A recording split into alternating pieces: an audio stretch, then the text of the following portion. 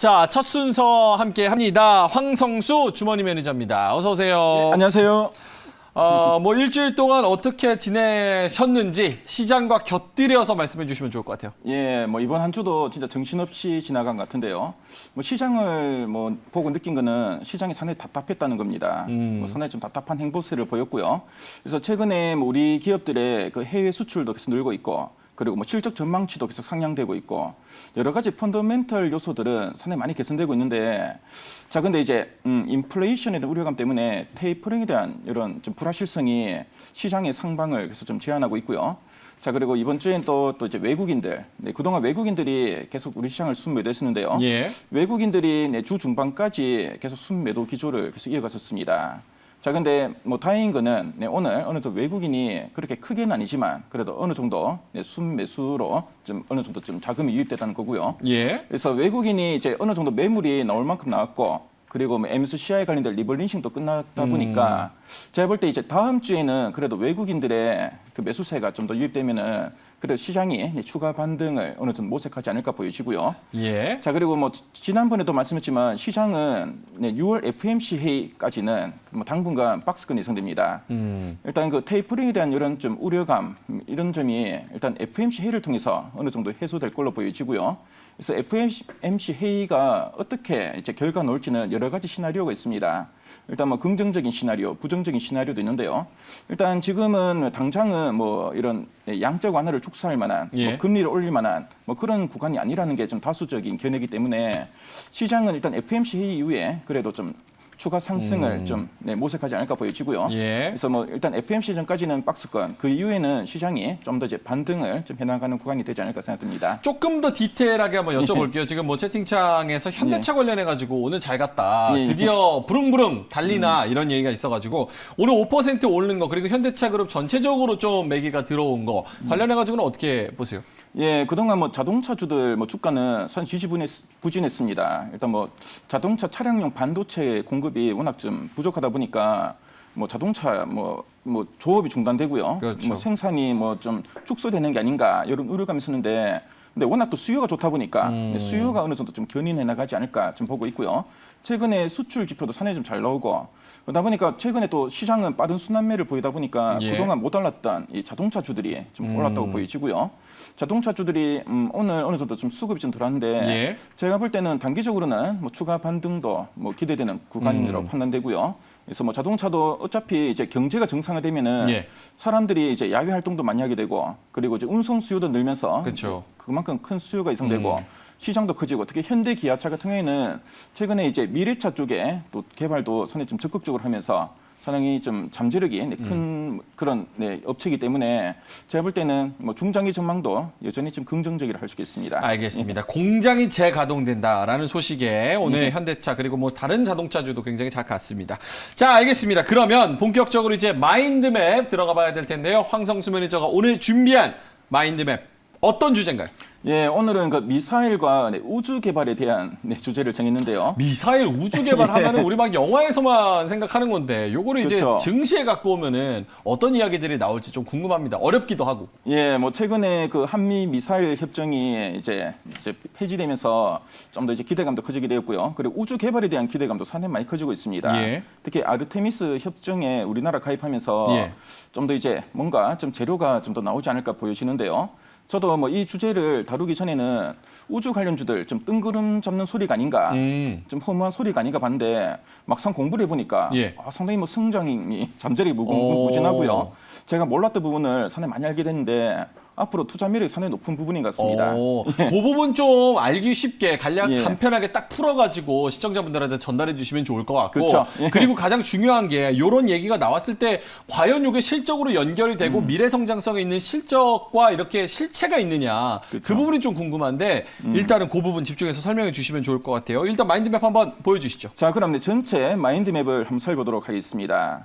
네, 오늘 그 미사일과 우주 개발을 우리가 분석하기 위해서는 예. 첫 번째로 최근에 이슈죠. 바로 한미 미사일 지침 종료로 인해서 변화되던 부분을 한번 체크할 필요가 있고요. 예. 자, 그리고 이제 이번 주에 아르테미스 약정에 이제 가입했는데 이 약정 가입으로 인해서 좀 더 이제 우주 개발이 좀 탄력을 받을 걸로 보여지고 예. 특히 우리 기업들이 좀 수혜가 기대되는 부분들이 있습니다. 그래서 관련해서 살펴보겠고요. 자, 그리고 마지막으로 관련주는 제가 한 14개 종목을 추렸는데 14개? 예, 그중에서 제가 옥석을 가려봤습니다. 한 3개 정도의 종목이 그래도 눈에 띄던데요. 이따가 한번 분석해 보도록 하겠습니다. 14개 중에서 3개, 3개 중에서 탑픽 종목도 하나 주시죠. 예, 맞습니다. 알겠습니다. 자, 그러면 미사일과 우주 개발, 미사일 관련해서는 한미 미사일 지침 종료, 요거부터 한번 볼까요? 자, 그럼 첫 번째 포인트인 한미 미사일 지침 종료 관련된 포인트 한번 살펴보겠습니다. 예. 조금만 더 그럼 크게 글자를 해주실까요? 좀 더 크게 키워볼게요. 예. 네. 좀만 더 크게요? 예. 하나, 됐습니다. 그래서 한미 미사일 지침 종료는 지난 79년에 박정희 정부 당시에 수립되었고요. 그래서 우리나라 그때 미사일 개발하는데 예. 이게 뭐 핵무기로 발전한 게 아닌가 싶어가지고 미국의 견제로 인해서 이런 지침이 생겼다는 거 참 뭐 조심해야 몇 되겠고요. 킬로미터 이상 날아가는 거 개발하지 마. 그렇죠. 뭐 그런 거죠? 예, 맞습니다. 자, 그래서 그 역량이 상당히 중요한데 이번에 지침이 종료되었는데 일단 고체 연료를 이제 사용하게 되었습니다. 네, 그동안 액체 연료를 사용했었는데요. 네, 고체 연료를 사용하면은 여러 가지 장점이 있는데 첫 번째는 비용이 많이 절감됩니다. 예. 그래서 액체 연료의 한 10분의 1 정도의 비용으로 뭐 발사를 할 수 있고요. 그래서 뭐 지난번에 뭐 청와대에 그 비서관이 비유하기를 그 액체 연료를 쓰는 거는 뭐 달걀 한 판을 나르는데 10톤 트럭을 이용하는 것 같다. 이런 이야기를 하더라고요. 예. 그 정도로 비용이 많이 들었는데 이번에 고체 연료를 쓰면서 비용이 많이 절감될 거라는 거 참조하시면 되겠고요. 그리고 액체 연료는 좀 부식이 많은데 고체 연료는 보관도 용이하고 그리고 뭐 액체 연료는 액체이기 때문에 주입을 해야 됩니다. 예. 그만큼 시간이 걸리기 때문에 뭐 전시에 위급 상황에서는 이걸 발사하기 상당히 어렵습니다. 그런데 이제 주입 시간이 단축되면서 상당히 큰 메리트 생겼고요. 그리고 이제 낮은 연비. 예. 그래서 보통 이제 고체 연료는 저궤도 위성에 많이 쓰이고요. 그리고 이제 장거리 위성 같은 경우에는 액체 연료가 많이 쓴다고 합니다. 네, 예전에 우리나라에서 발사한 위성이 그 나로호 같은 경우에는 액체 그 연료를 썼고요. 근데 이번에 나올 저궤도 위성 같은 경우에는 앞으로 우리나라가 이제 통신 위성이나 기상 위성 그리고 여러 가지 지금 관측 위성에 앞으로 이제 고체 연료를 쓴다면은 우리나라의 그 우주 개발이 좀 더 이제 적극적으로 이루어지지 않을까 생각이 듭니다. 알겠습니다. 예. 자, 그리고 밑에는 뭔가요? 이제 탄도 중량과 사거리 제한 해제. 요거는 뭐 이미 다 뉴스를 그렇죠. 통해서 아는 것 예. 같고, 요게 우주 개발 사업에도 긍정적이다. 그렇죠. 우주 개발 사업이 긍정적인데 앞에서 봤지만 고체 연료를 사용하면은 액체 연료에 비해서 비용도 절감되고 예. 그리고 일단 출력도 상당히 좋아지고요. 여러 가지 장점이 있기 때문에 앞으로 우주 개발에도 상당히 긍정적인데 미사일하고 로켓은 원리는 똑같습니다. 한 끗 차이죠. 그렇죠. 네, 뭐 로켓에는 이제 폭탄이 쓸리는 거고요. 자, 그리고 위성에는 그 로켓에는 위성이 쓸리는 겁니다. 그래서 이런 식으로 좀 달라지기 때문에 사실 날아가는 거에다가 그쵸. 폭탄 실으면 폭탄 그게 이제 핵폭탄 되는 실리면은 거고. 그렇죠. 핵탄도 미사일이 예. 되고 그렇죠. 네, 위성이 위성 실리면은 쏘면은 그냥 GPS 로켓이 되는 되는 거고. 거고요. 자, 이런 식으로 뭐 원리는 똑같기 때문에 예. 앞으로 우주 개발 사업에도 상당히 좀 긍정적일 수 있다는 거 참조하시면 되겠습니다. 알겠습니다. 자, 그래서 한미 미사일 지침을 종료해서 고체 연료도 사용할 수 있어서 그 부분도 비용이 훨씬 더 절감되고 효율적이게 되고 또 우주 개발 사업에도 긍정적이어서 우리가 앞으로 그쪽에서 기술이 있어도 원래 못했는데 기술 쪽으로 여러 가지 무궁무진하게 발전할 수 있는 그런 방향성이 열려 있다. 이렇게 말씀을 해주셨습니다. 자, 그러면 아르테미스 약정 가입. 요거는 뭐예요? 네, 그럼 아르테미스 약정이 여러분들 많이 생소하실 건데요. 뭐 관련해서 한번 점검해 보도록 하겠습니다. 네, 아르테미스 약정에 대해서 첫 번째 포인트를 보시면은 이게 이 나사의 달 착륙 프로젝트인데요. 예. 네, 이 아르테미스 약정이 생긴 그 배경이 있는데 트럼프 대통령이 달에는 상당히 무궁무진한 가치가 있는 이 광물들이 많습니다. 근데 광물들을 캐면은 이게 돈이 되는데요.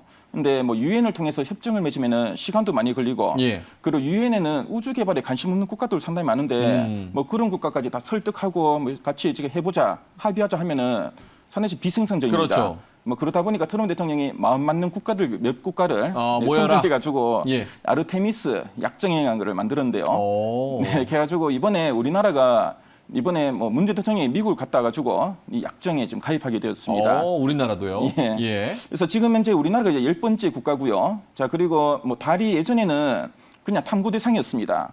그러니까 하늘에 떠 있는 그 달 뭐 어떤가 싶어가지고 이제 궁금해서 과학적인 이런 동기, 그리고 뭐 군사적인 동기로만 갔었는데요. 앞으로는 이제 달에는 산에 돈이 될 게 많다. 뭐 이런 게 좀 알려지면서 뭐가 있을까요? 광물 같은 거? 이따가 제가 달의 경제적 가치를 한번 포인트 잡아서 달의 말씀드릴 건데요. 경제적 가치? 예, 뭐 달은 물론이고 최근에 보면 또 예. 소행성에도 상당히 좀 경제적 가치가 많이 좀 부각이 되고 있습니다. 그래서 뭐 화성과 목성 사이는 소행성에 대한 가치도 부각되고 있는데요.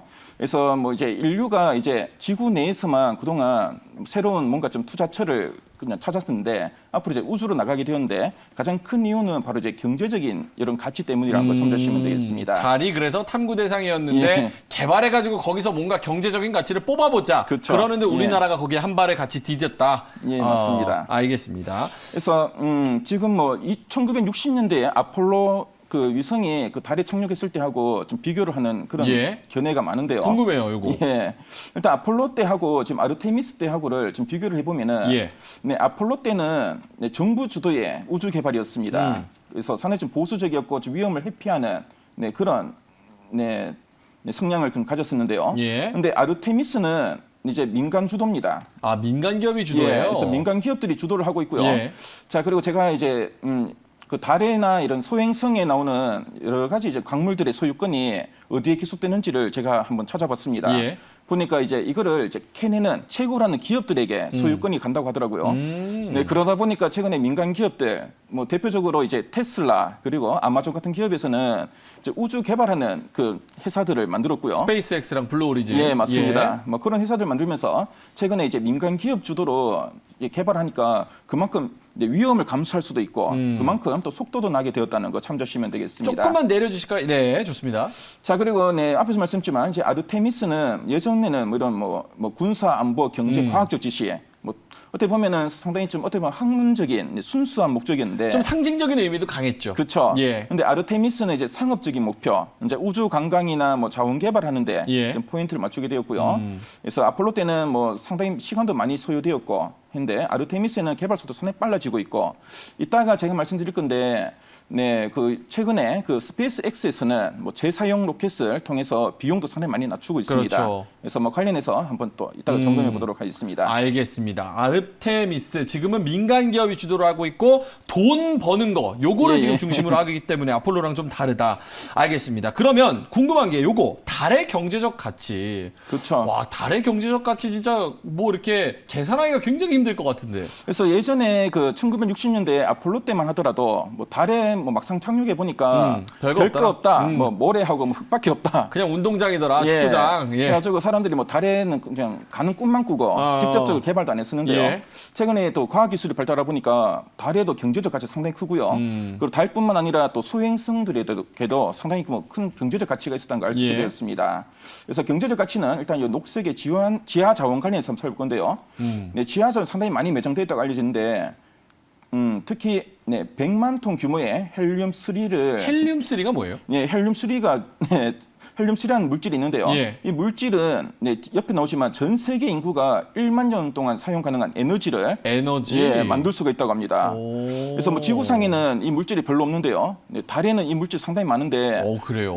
만일에 뭐 달에서 이걸 채굴이 가능하면은 예. 앞으로 인류가 1만 년 동안은 뭐 석유나 석탄 없이도 살 수 있는 그런 시대가 되지 않을까 만약에 보입니다. 헬륨3가 만약에 친환경적이라고 하면 수소나 이런 다른 에너지들은 그쵸. 또 뭐 내가 가진 친환경 에너지 주식은 떨어지는 거 아니야? 딱 이런 생각도 드는데. 그렇죠. 이렇게 되면 예. 뭐 우주 개발 그 관련주들은 대박이 나는 거고요. 그래서 뭘 파러 가는 건가? 파고 우리나라 아니, 뭐 예. 우리나라가 아니죠. 우리 지구로 가져왔을 때 예. 과연 그 비용이 감당될 만큼의 경제적 가치가 뭐가 있나 말씀을 하시는 걸 들어보고 싶었는데 헬륨3 요게 이제 예. 에너지로서 그렇죠. 굉장히 효율적인 에너지 자원으로서 상당히 뭐 큰 매력이 있다는 걸 참조하시면 되겠고요. 예. 자, 그리고 히토류도 상당히 많이 매장돼 있는데 히토류는 미중 무역 전쟁 때마다 중국이 꺼낸 어떻게 보면 제 무기였습니다. 그렇죠. 그래서 많은 그 IT 그 제품에 들어가는데요.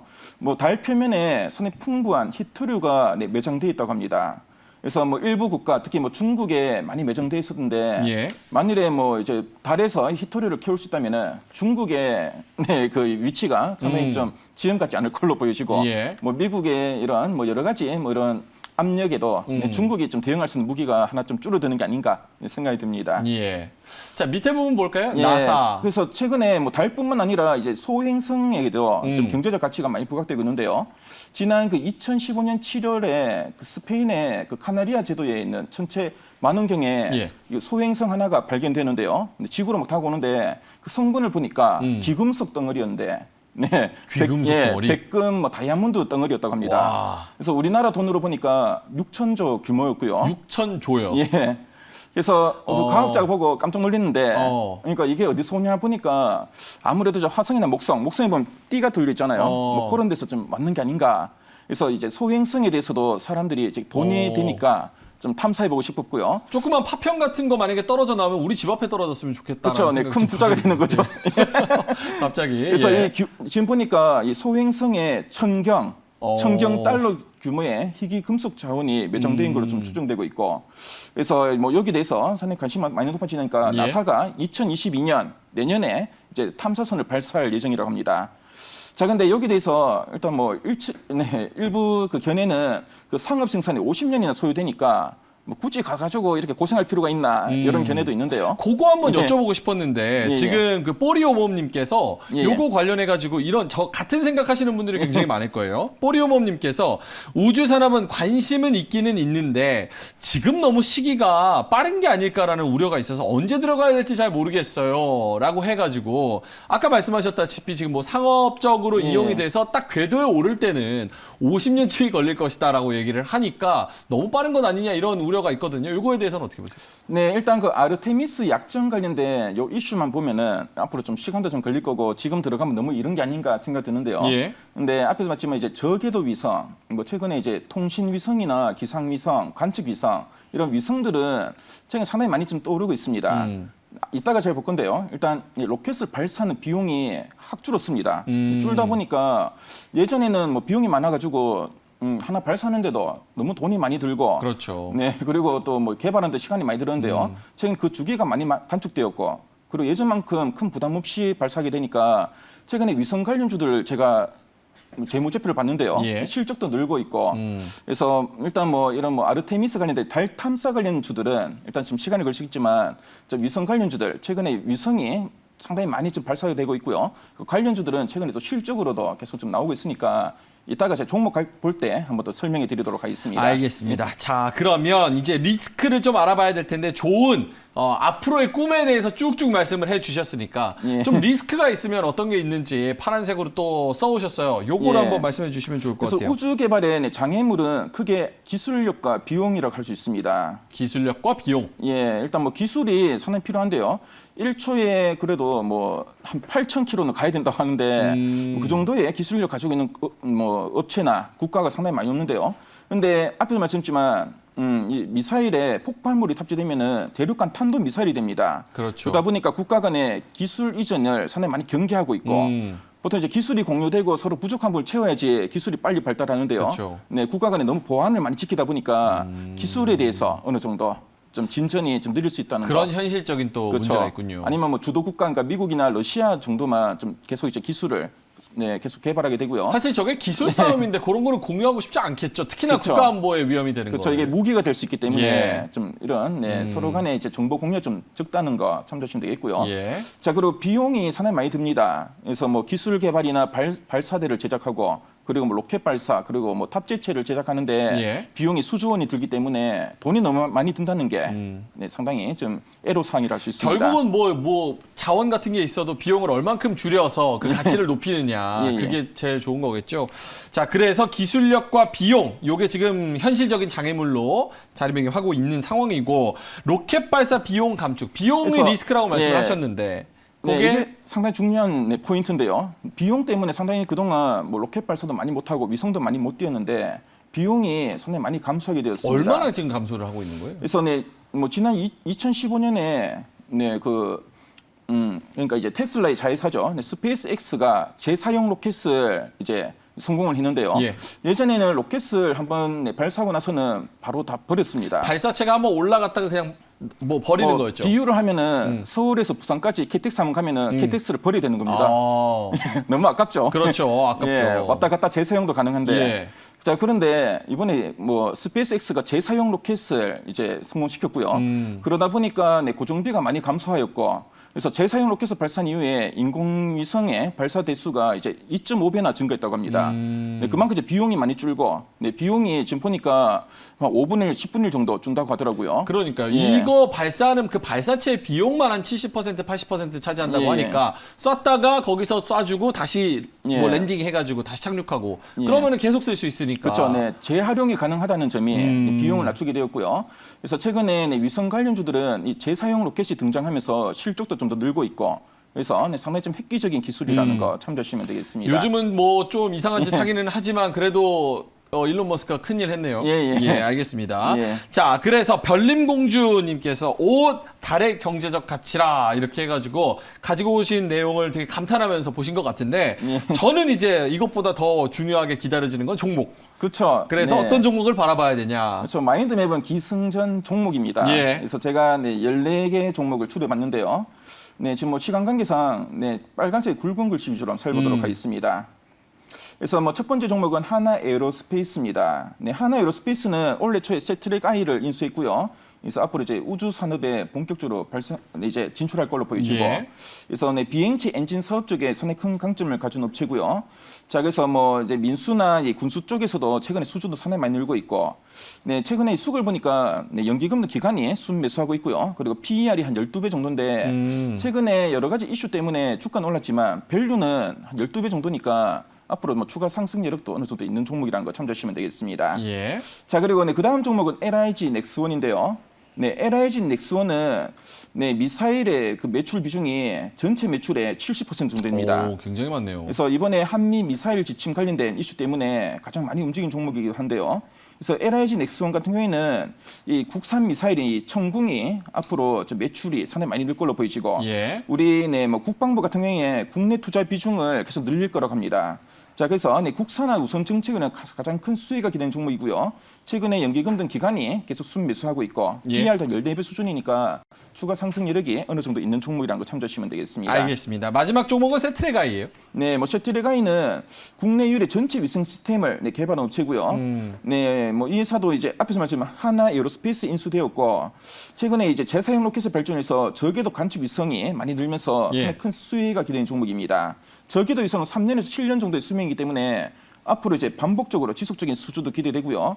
그래서 요 종목 여러분들 관심 있게 보시면 되겠고, 다른 위성 관련주들은 뭐 PER이 지금 보니까 네, 뭐 AP 위성은 53배, 그리고 네, 칸코 에어로스페이스는 201배 정도 되는데요. 근데 이 종목은 그나마 한 네, 32배 수준이고, 그리고 영업이익도 꾸준하게 좀 늘고 있습니다. 그래서 실적으로 좀 나오고 있는 그런 네, 위성 관련주니까요. 이 종목 좀 관심 있게 보시면 상당히 좋을 것 같습니다. YHJ님께서 미사일 누가 만듦? 이러셨는데 요거는 LIG 넥슨이라고 얘기하면 그쵸. 되는 거예요? 예. 알겠습니다. 자, 그러면 황성수 매니저의 탑픽 종목 하나 딱 말씀해 주시고 목표 주가는 무료 방송 가서 듣는 걸로 하죠. 그렇죠. 예, 시간이 많이 지나가지고 어떤 종목인가요? 네, 제가 보니까 LIG 넥슨이 그나마 좀 괜찮아 보이더라고요. 예. 네, 일단 뭐 미사일이나 이런 것도 괜찮고, 하나 에어로스페이스도 거의 뭐 대등한데 LIG 넥슨이 좀 더 밸류 매력이기 때문에 탑픽으로 한번 정해봤습니다. 알겠습니다. 자, 그 LIG 넥스원 괜찮다라고 말씀을 하셨고 요거 관련해 가지고 목표 주가가 궁금하신 분들이 많을 텐데 그거는 황성수 매니저의